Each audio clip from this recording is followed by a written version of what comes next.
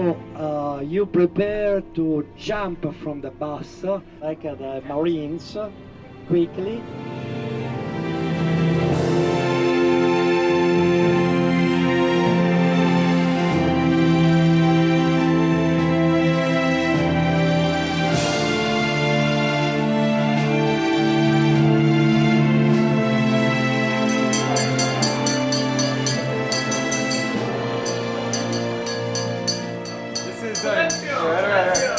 We just wanted to make a toast and a cheers to everybody for coming on this trip and joining us, and we're really excited to have you all here. I want to say thank you and cheers.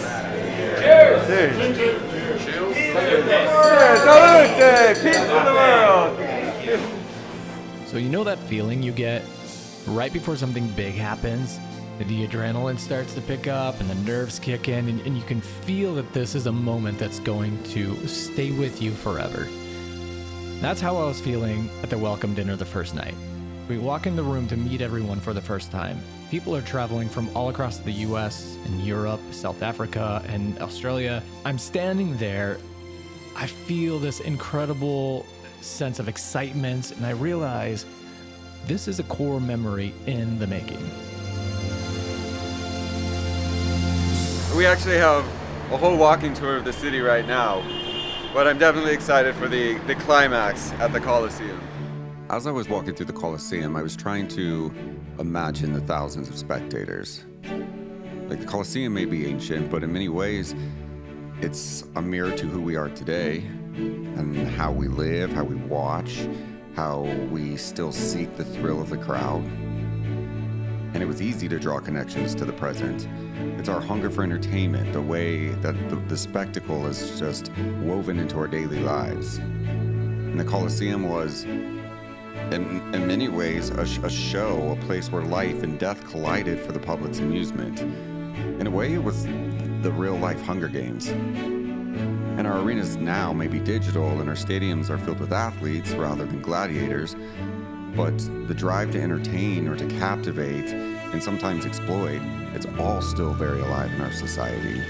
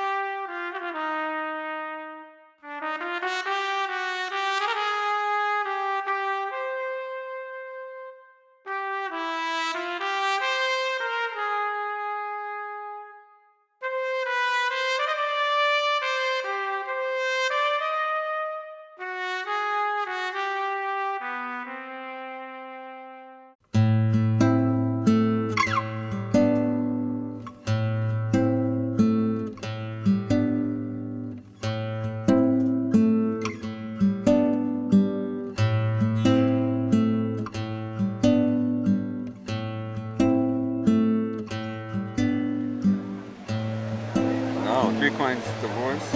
Ooh, bad. Some bad juju. 2 coins. Two, We've already two to got. fall in love. Yeah. So what is 1? To come back to Rome. To come back to Rome. Do not do 3. I've come back to Rome, so I feel like it's only natural that you have to go. Go down there and throw a coin. There, I got you. What's the second? To find love. 2 coins is to find love. 3 is for divorce, and 1 is to come back to Rome. There's a lot of pressure. Do I have to fling it, or I can just throw it?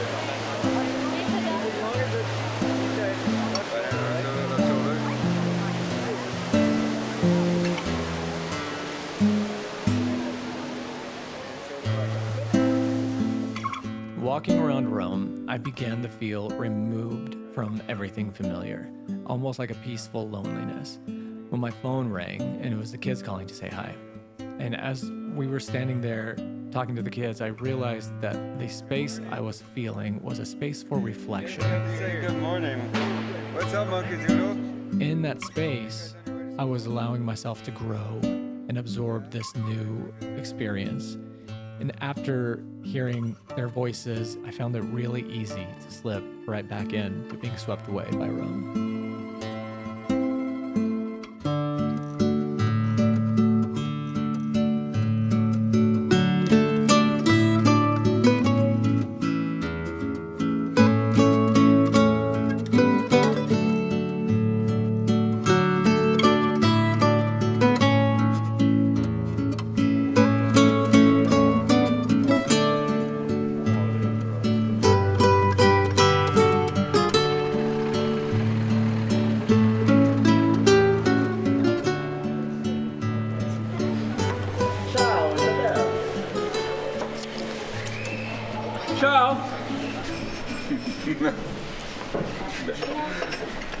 With kids, like traveling now anywhere is just like packing is turned into a whole other thing because it's like we can't travel anywhere without 75 bags and food and drinks and toys. The kids are getting older so they can help and they can carry their own luggage. So What kind of kids do you have? that works. Do your kids have their own fashion sense now where you can't pick their clothes anymore? They're so individual. Oh, my daughter's not into dresses anymore. None. So it's like no dress. I wear shorts and t-shirts, Dad, and a ponytail. Don't do my hair. It's a t-shirt, it sweats, and that's her thing. Pro would be in basketball shorts every single day if I'd let him, but it's a thing. We compromised though. Now he's allowed to wear basketball shorts 2 days a week instead of none. But he's a kid. He goes to school and plays sports, and he's not allowed to wear basketball shorts. I had this whole thing though the other day because I bought like all his back to school clothes, and he's like, "Fine, these jeans," and he's like so mad about it because I make him like buy nice clothes. But I had this whole moment with myself where I've not even had this conversation with you yet, but I had this moment where I said, "I'm just gonna let him. I'm not gonna regulate it anymore." He still thinks he has the 2 day a week where he's allowed to like wear. Well, now I'm gonna tell him. No, don't tell him. I just wanted my kids to like dress nice, but that's so dumb because you know that it's me. Rosa loves to get dressed up. She loves she does. girly things, dresses, necklaces. That makes me happy. Anything you give her. She let me put makeup on her once, dude. Well, It was just black Halloween makeup, but she had the lips, the eyes, and came out of the room. He wasn't impressed. She looked like a 90s goth girl, like the way you did it. She was like, well, all we had was black, so she had like black lips, like thick black eyeliner. And she had a black marker, and I look over, and she was probably 4, and she had put a black like Sharpie on her lips, and it was the funniest thing I ever saw. Any instance of being like the two dads situation though with her at school? She said people ask about it, but she's very like, it's no different. I have 2 dads, you have a mom. You know, it's just we've had the conversation, and it's very limited with that. But she doesn't seem to have any issues. I worried about that, her getting made fun of, and people say you're weird, and she's like, weird's cool, and I'm like, I hope she feels that in her heart because she seems to just roll with it. But it did.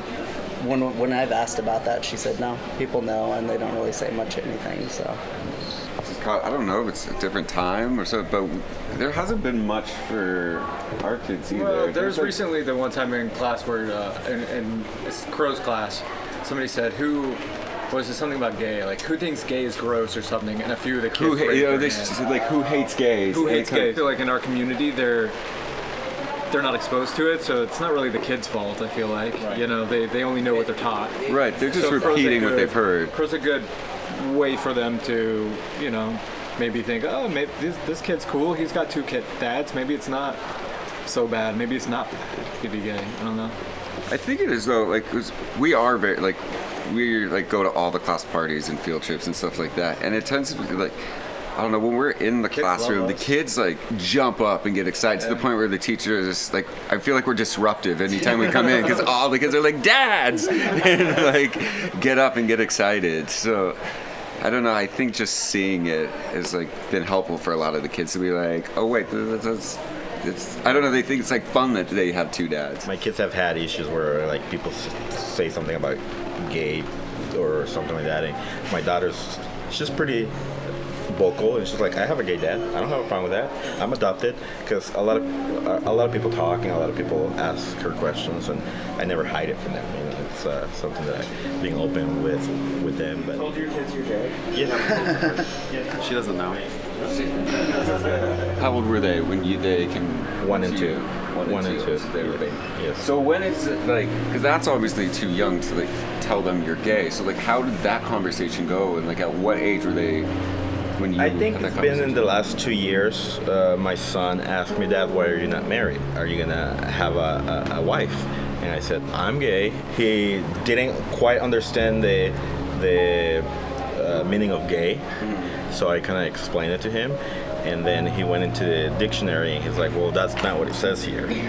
So I'm like, well, you know, the word has changed a lot. I asked him, do you have any more questions? He's like, no, I think that's cool. But it was like a coming out for me. Like, I get it. Yeah. I was nervous.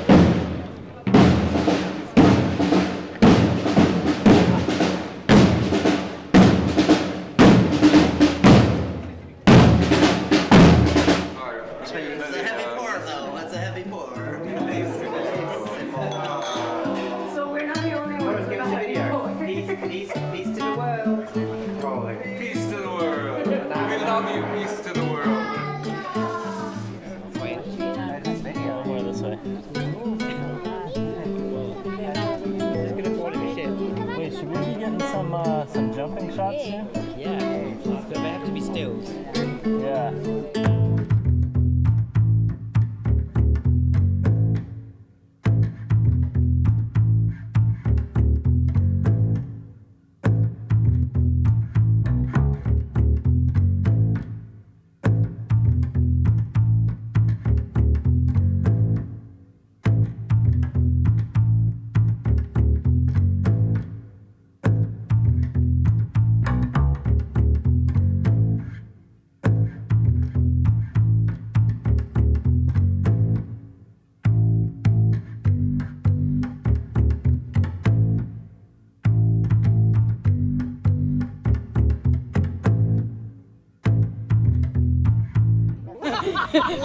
This is a sign for making pasta.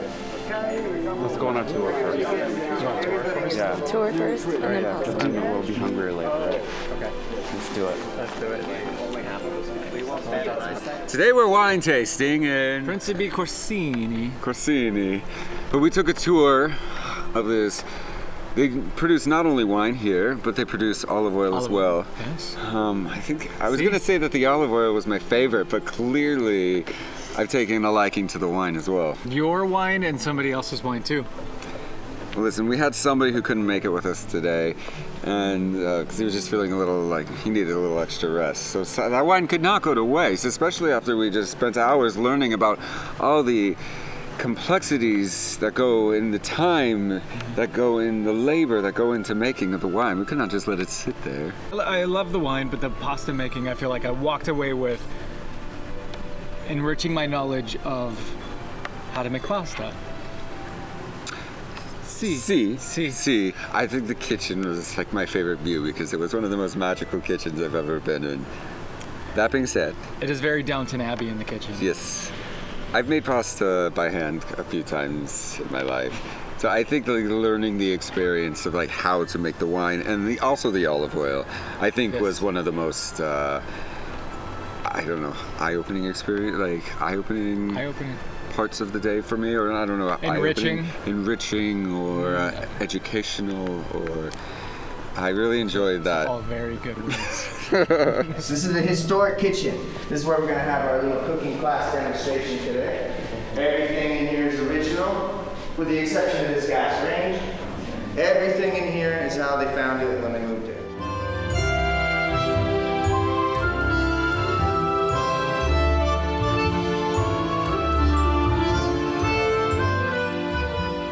is some of the best food we've had as a group as well. I think this is like, well, of the group, but I think of the trip.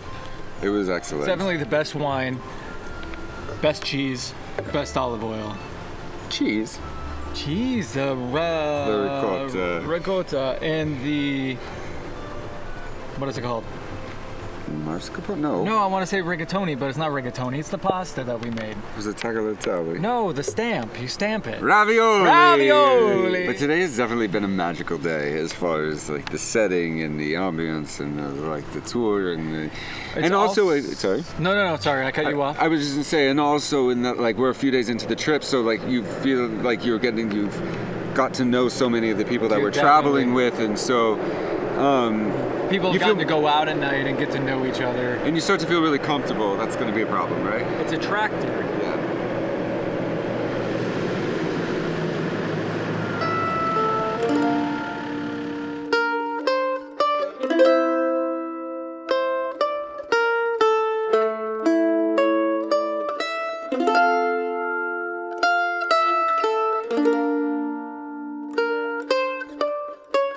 I was excited to go on this trip because I just wanted to do something new, and I wanted to experience it with you guys because I've been obviously watching you and following you, and I adore you. I was so scared to meet everybody and meet new people, and I just like flourished, and I made so many new friends, and I'm so happy about it. So yes, it was really good.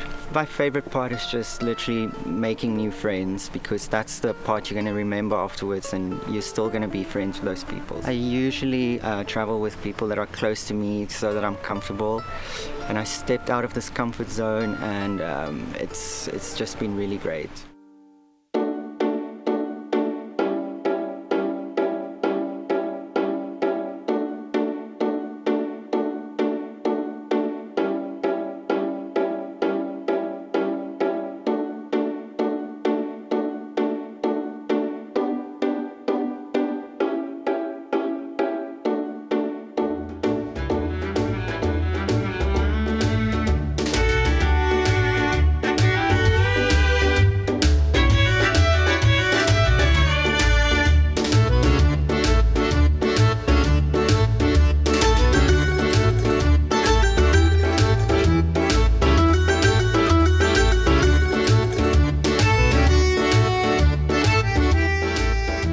When you walk into San Gimignano, the first thing you see are the medieval towers that are stretched towards the sky. There's a kind of magic here in the quiet moments.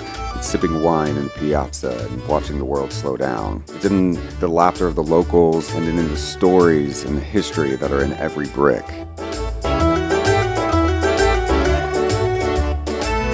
It was like a whisper from the past that was reminding me to be present. Somewhere between those rolling hills and the ringing church bells, I fell in love. I didn't really have any expectations coming to the trip. I just wanted to have fun and meet new people and enjoy myself. Yeah, it's the same. I didn't have expectations. I had reservations, if I'm entirely honest, just about the dynamics of the group, and because it takes quite a while for a mix of people to gel and find their thing. But we found a rhythm pretty quickly, which is quite nice, and everyone's kind of mixed in well. Yeah. But that was my main concern. I haven't done a group trip like this before, and all my friends, when I mentioned I was doing it, were really surprised because it's just not the kind of thing I would do. The group is a pretty nice group. Like, we have a mixture of different personalities, and everybody's getting along very well. So it's a relief for me because I didn't know what to expect about other people. My favourite part was actually the night we had out in, where was it? The second hotel, the first night when everyone was out and just there was alcohol involved, and I don't know, it was just a good night. Yeah, the hosts have been amazing. They blew our expectations being around you guys. I didn't know how the interaction was gonna be, and you guys are just so. Just as what we see on the videos that you guys do is what we get here, and it's just been a pleasure to see and be around you guys. You guys have been very welcoming and open, and it's something that was not an expectation, but I didn't know how that was gonna apply to the group, and I just have enjoyed it. You guys have made us feel very comfortable. Yeah. I just want to say to Matt and Blue subscribers, they are absolutely nothing like what you see on video. They barely talk to each other all day long. They have energy for about 10 minutes of the day, and it's only when the video is pointing at them, and the rest of the time they're just sulking. And it's now materialised that they don't even live together. So the video that you saw where they had the horse, Nelson, I think that's where Blue lives, and Matt lives in the other house.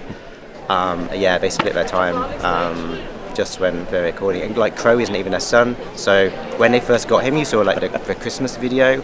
That was actually babysitting him for a neighbour, and they brought him in, and that video just blew up. And so just to get the ratings, they continue bringing him in every now and again. And now they're renting a girl as well. I mean, it's child labour, it's disgusting. The Italian garden. That's Italian garden. Italian garden. That's the best. The raspberry. And then what's this one? Oh, you didn't get raspberry. No, I want to try the raspberry. What's this one down here? The saffron? Saffron. Oh, so we just got it. I just got this one different. You got this one. Exactly a year later, I found myself back in San Gimignano, but this time not as a traveler, but as a producer. I was filming a documentary about Italy's living treasure, gelato maestro Sergio Dondoli. And the wildest part is, it was the same gelateria that we visited on this trip. And this wasn't a project that I sought out. It found me like some sort of magic. So, if you're in Italy and you're dreaming of coming back, you too should toss a coin into the Trevi Fountain, because you never know where it might lead you. That one is aged with a truffle inside. Truffle cheese. Unbelievable. Truffle cheese. That's one raspberry. This is a raspberry? Grazie. James is gonna like that one. It's gonna make me choke again. Yeah. It's exploding. Oh, that's delicious. Eh? It's good, eh? It's so good. Because this cockroach was like lying in my bed, so I went into the bathroom, got like a little hand towel, like threw it over it, and I scooped it up because I just didn't want it in my room. So I went out of the room, flicked it out. So I didn't want to kill it. And it was Now try there. put it in the hallway. Yeah.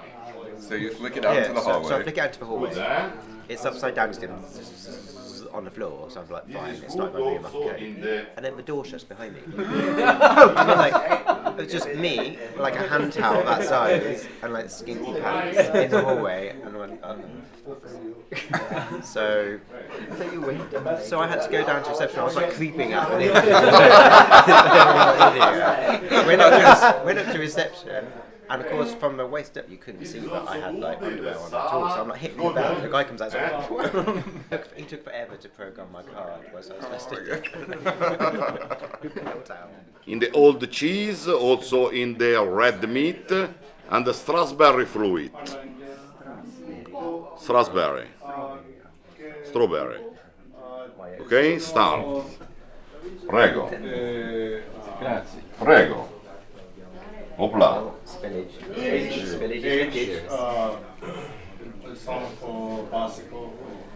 Si want? Perfect. Okay.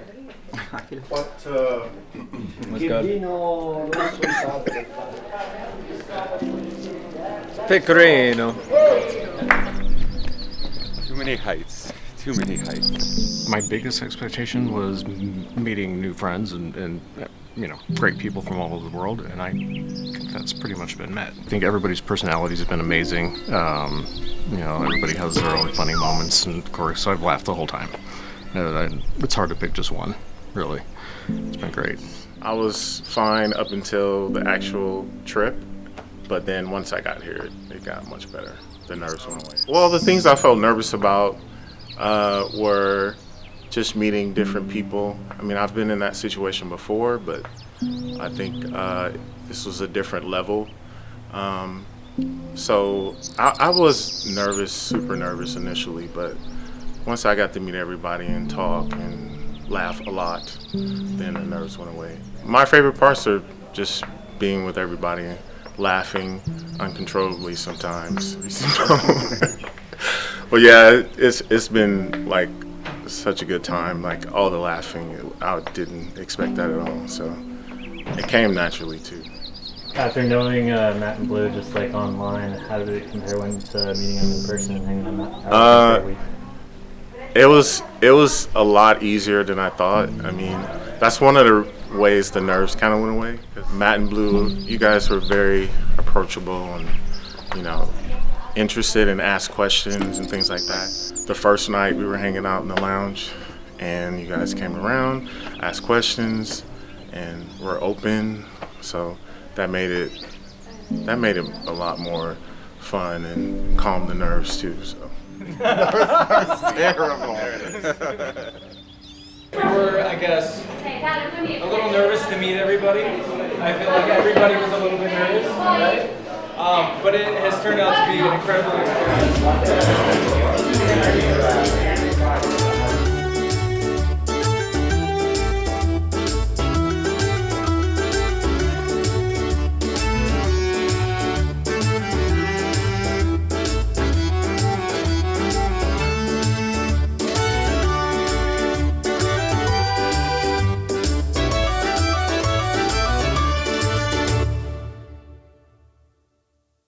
I want to say my personal thank you to Matt and Johnny Blue. It was a big fun experience because it was the first time that I have only young people, and so I don't have a problem with the walking and etc. I have some problem with the wine, but because it's drink so much, but everywhere is okay. Like a just pose. Yeah. Like a Vogue. Yeah, strike a pose.